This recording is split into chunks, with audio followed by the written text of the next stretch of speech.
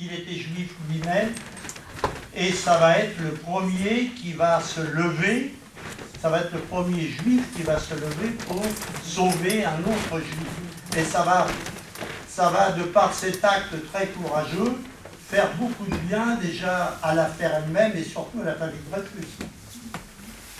Il écrit, quand il y a eu ce schisme parmi les Dreyfusards, son engagement était aussi puissant et irréversible que celui de Clémenceau. Il écrira, nous, on aurait donné notre vie pour sauver Dreyfus, et Dreyfus, il n'a pas voulu donner la sienne pour sauver l'affaire. C'était quelque chose de très ancré dans sa tête, et son antisémitisme, eh bien, ça a été du même cru, il est resté tel quel. Tel quel. D'ailleurs, mais l'honneur au-dessus de son... Ah oui, ah oui, oui. Ah oui. Ah oui. Picard, bon, pour le détail, j'ai dit, il est allé 2 fois en duel, une fois contre Henri à l'épée, et une autre deuxième fois, ça je le tiens de par Jean-Denis Brodin, une deuxième fois contre le général Gons, au pistolet. Et Gons le vise, il le loupe bien sûr, et quant à Picard, il avait le pistolet à la main, mais il l'a pas levé. Une balle, un tir de pistolet, il faut que ça se mérite. Hein, c'était un personnage. Hein. Je suis allé au fort de Vincennes, là où il y a tous les taiseux qui se réunissent, où il y a les archives de l'armée de terre, pour lire, prendre contact avec le dossier Picard. Alors j'ai lu ce dossier, je n'ai pas appris grand-chose, à vrai dire. Mis à part, à la fin, c'est une question de détail, mais qui précise le caractère de Picard.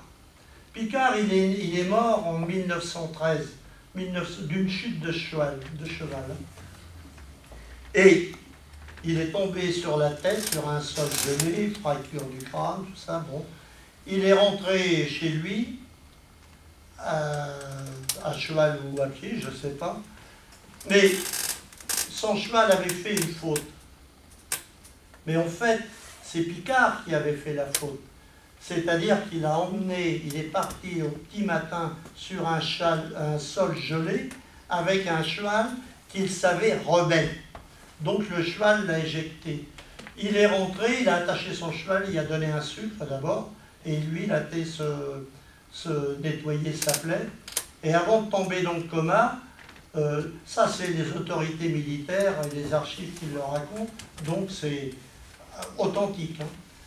Avant de tomber dans le coma, il avait d'un côté un attaché militaire, puisqu'à l'époque il était ministre, hein, et de l'autre côté le valet de chambre.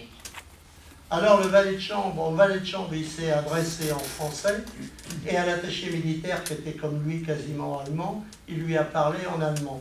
Moi j'ai interprété dans le sens que Picard, il a voulu, pendant les dernières minutes, montrer à son cerveau que le chef, c'était lui. C'était lui qui décidait.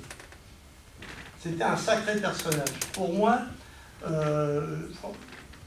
ne me rappelle plus du prénom, mais Depré Sensé, qui était un diplomate protestant, a écrit un livre sur Picard, l'affaire Dreyfus, un héros nommé Georges Picard. Il y a des historiens qui n'aiment pas beaucoup Picard. Moi, je l'affectionne particulièrement parce que c'est véritablement l'homme d'honneur. Hein, l'homme d'honneur. L'antisémitisme, c'était plus le problème c'était la justice. Voilà. Imaginons que les conjurés, les officiers supérieurs, ils acceptent que Esterhazy soit le traître. Ça veut dire que c'est un de l'armée, un du corps de l'armée, qui aurait fait la chose. Là, ah voilà, c'était plus acceptable. Et puis voilà, on écrit qu'il ne se passe pas un trimestre sans qu'il y ait un livre qui ressorte sur l'affaire. C'est vraiment sans fin.